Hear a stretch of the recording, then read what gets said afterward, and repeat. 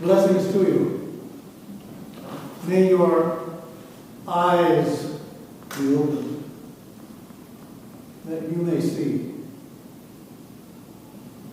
May your ears be opened, that you may hear. And in the process of our communicating, you find yourself awakening to a deeper reality of your true nature.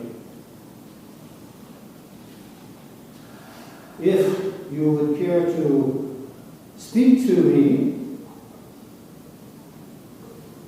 and ask a question, I will be more than happy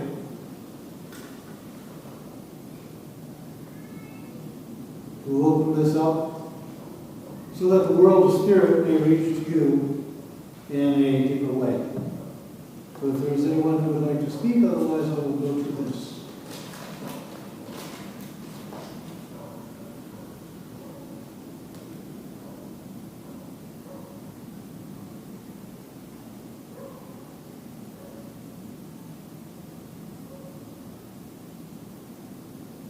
So the question is self-love.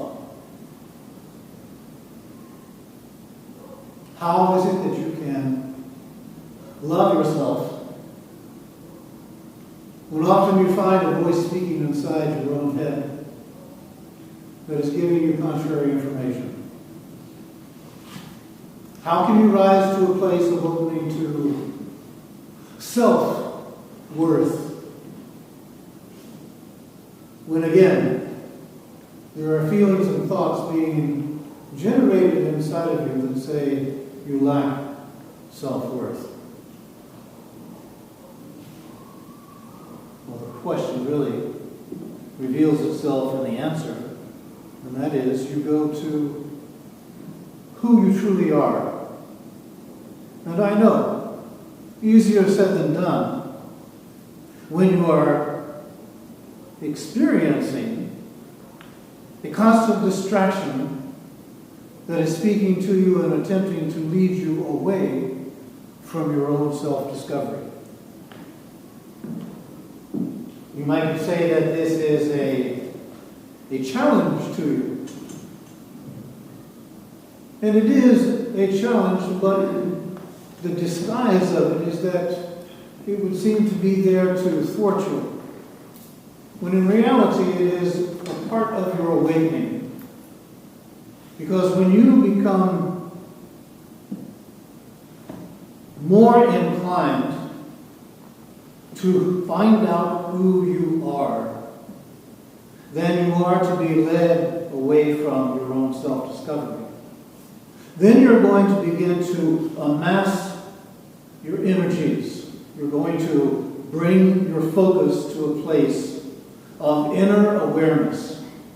And when you go within, you make profound discoveries. This is called awakening. You notice that part of the discoveries reveal what seems to be that isn't, so that you can then go to what is that before was hidden. Awakening is happening in your world right now. So whoever it is that you have asked this for, then I say to you, let yourself rejoice and be glad, because you are in a process of truly reaching a place of self-awareness that leads you beyond these distractions. Awakening, challenge, self-worth, self-love. You have come from a set of dimensional realities that are all designed to keep you from awakening. You have come in here to encounter another reality that can bring you to a place of feeling sensing, discerning more of your true nature.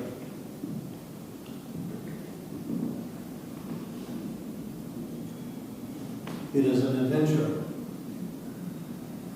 That is what your life is, an adventure. Look at this and see the answers that you're seeking, the discoveries that you're wanting to make are right at a threshold of inner awareness.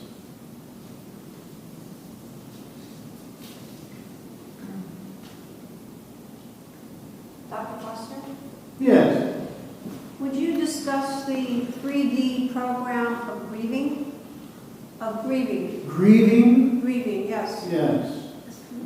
It seems nonsensical in that we're all eternal beings, all connected, but the grieving process in 3D is rather intense, or can be intense when we lose a loved one, or a pet, or a friend. Or even an anticipated loss. Yes, thank you. Many of you have found that grieving becomes a part of your current experience. And it may be because of something that you are anticipating or has actually occurred. So, grieving. First, I would ask you, for whom do you grieve? Is it for the one who has departed? Or is it for what you are experiencing in yourself that translates into loss? If you get honest, and I realize honesty isn't always employed, but if you get honest, you'll probably come to a place of saying, I'm grieving because I feel a loss inside myself.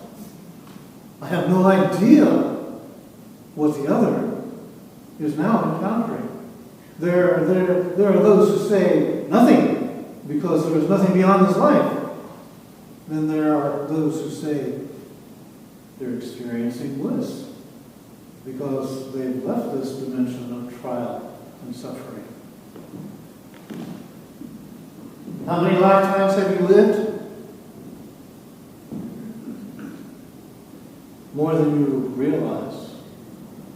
And in all of those lifetimes, you have experienced grief.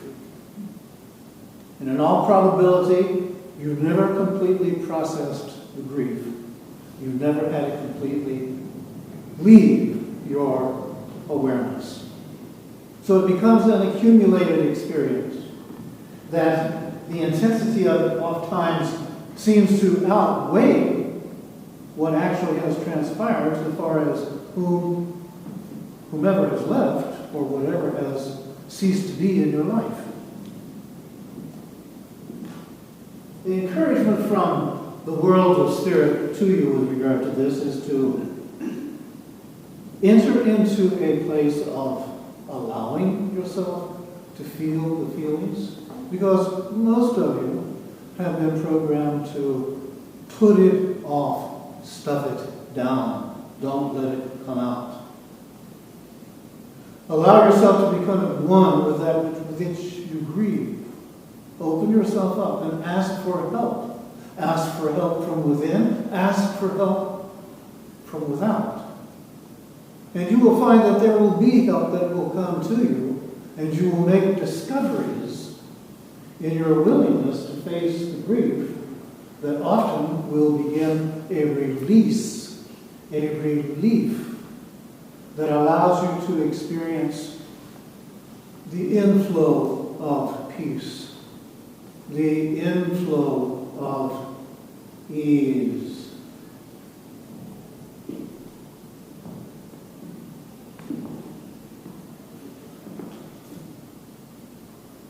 Grief is a messenger, and it brings a message to you that often touches you very deeply. If you will go to that depth, you will discover more of who you truly are than if you choose to ignore the messenger and the message.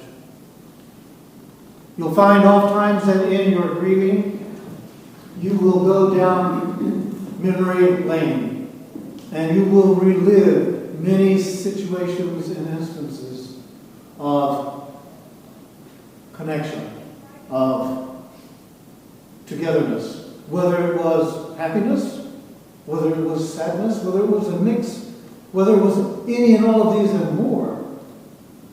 And it will cause you to experience in that moment this kind of reflection that allows you to gain a better perspective of the life that you have lived and where you are in the living process. To take grief and carry it beyond so far as an experience, when you pass, you're going to have what is called a life review. And in that you can experience many such feelings: elation, joy, sadness, grief.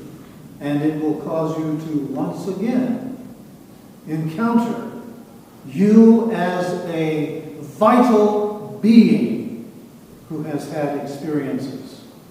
Allow grief to be a friend instead of feeling that it is something you do not want to ever encounter. Does this sound good? Yes, thank you. Anyone else with a question? It is much easier to work with your sound vibration. Yes, Dr. Foster? Yes. How do we plumb the depths of our feelings that are not immediately apparent? Sadness, disappointment, feeling less than. Oh, you're speaking of those friends. Those Sadness, disappointment. less than. Yes, less than. Well, oftentimes these denser energies are a part of your belief self. You believe that you are less than. You believe in the disappointment. And while I may not be covering all three of these, you look and you see who I believe myself to be. Is that a match for who I truly am? Do I have the courage to look and see that what and who I believe myself to be clings to these denser feelings as if they are truisms of my nature? This is an invitation to all of you to look again in yourselves, that you might come to a clearer recognition of what I am speaking of now regarding your belief self and what I alluded to so far as your true nature. There are many different approaches that can help you in this. Meditation, of course, is one that is recognized commonly, but there are so many different types of meditation. In essence, what I would suggest is that you simply allow yourself to get quiet and be with yourself and be present with these feelings of less than, of disappointment, of unhappiness. Let them come forward. Be present with them as if you have invited them into your house. Let them show themselves, and as you can, pay attention to your tendency to identify with them. If you pay attention to this, you're going to notice that there may be a part of you who identifies, but there's also another part of you who is aware of this identification that's occurring in your own presence. If you open yourself to this and begin to see, I am the presence who is witnessing this which is occurring in me as if it were me. And in that moment, you can begin to awaken to that realization that you are not the disappointment you're feeling. You are not the less than that you believe yourself to be. And this can begin a discovery for you that will help you. But again, you have to realize you're exercising a new perception that you haven't been used to. And that one is called paying attention. Your attention span is about 3 seconds, as it is programmed to be. And that is a deliberate distraction to prevent you from self-discovery. So does this help you? Yes, thank you so much. I believe we have time for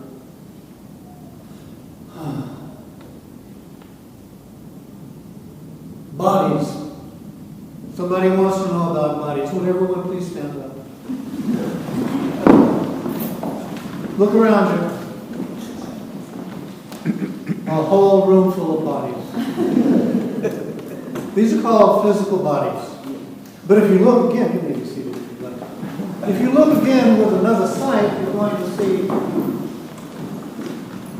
there's energy that radiates from these bodies. And if you have that type of sight, you're going to say, oh, I can see auras. I can see emanating energy, perhaps in colors, and you may see it radiating out, it may shrink. Another kind of body. Some people say, well, what about the etheric body? And then, what about the spiritual body? And what about no body? If we were to remove all of your connection to form, physical form, body, thought form, emotional form, if we were to remove those, you're going to get to a place of seeing you are. You're going to feel yourself. And in reality, you're going to have this come to your attention as awareness.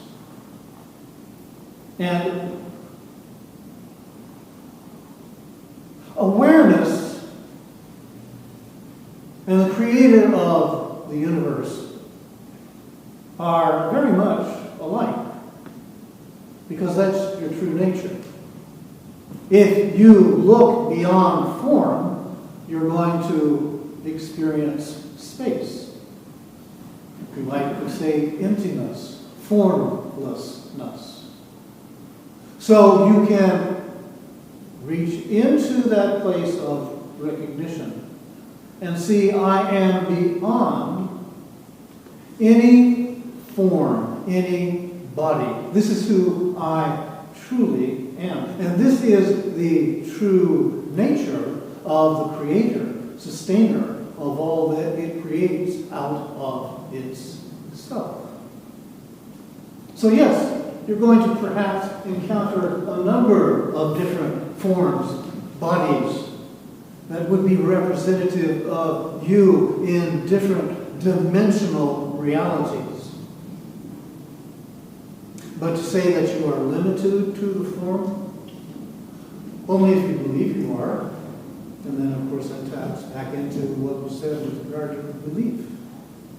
So I'm encouraging you to, as you can, open yourself up to at least embrace the possibility that you are formless. And if you're formless, then you can drop the form you find yourself currently in and still be. You're not going to die, even though it may kill you.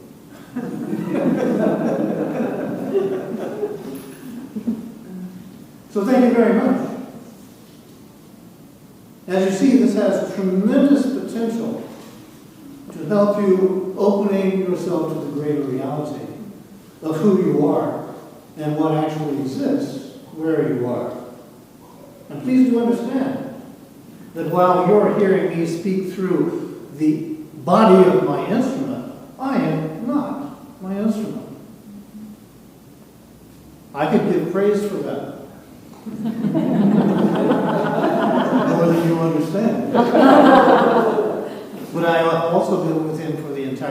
this lifetime. Because that, again, is part of the design of life on earth. For God gives his angels charge over you in all your ways to lift you up, lest you dash your foot against a stone. Blessings to you.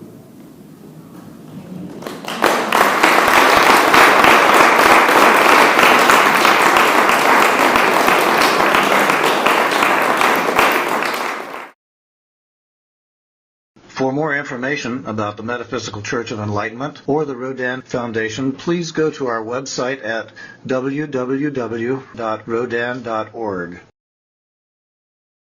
If you have been inspired by the revelations shared in these podcasts, please donate to the Rodin Foundation's ongoing efforts to help others help themselves at www.rodin.org/donate.